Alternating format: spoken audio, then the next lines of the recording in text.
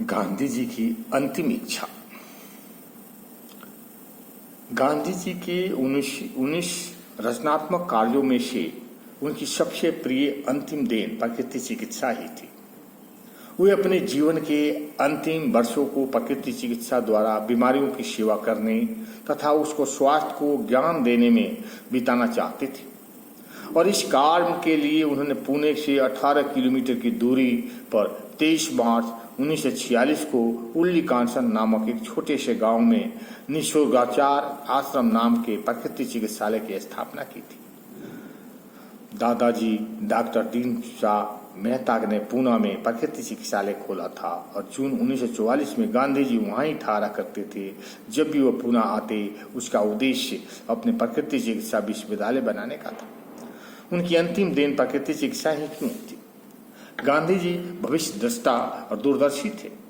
वो जानते थे कि हाथी के पांव में शव के पांव वाली कहावत प्रकृति चिकित्सा में लागू होती है, क्योंकि प्रकृति चिकित्सा के कार्यों से उनके अन्य सब रचनात्मक कार्य पूरे हो सकते हैं।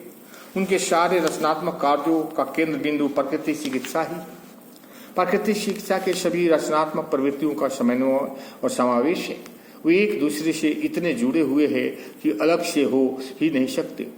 इसलिए निम्नलिखित उदाहरणों से सिद्ध होता है: स्वच्छता, गौपालन, कृषि, सांप्रदायिक एकता, खादी का प्रोत्साहन, ग्रामोद्योग का बढ़ावा देना, मद निषेध करना, अस्पृश्यता उन्मूलन, आर्थिक समानता, साक्षरता का प्रचार करना, रसोई घर का सुधार करना, अस्पृश्य वनों की स्थापना, परिवार नियोजन, पारसमणि, कल्प वृक्ष, कामधेनु इत्यादि। ये गांधी जी का सपना था जिसे प्रकृति चिकित्सा संपन्न हो सकती थी। ओम शांति। अच्छा लगे तो लाइक करें और सब्सक्राइब करें।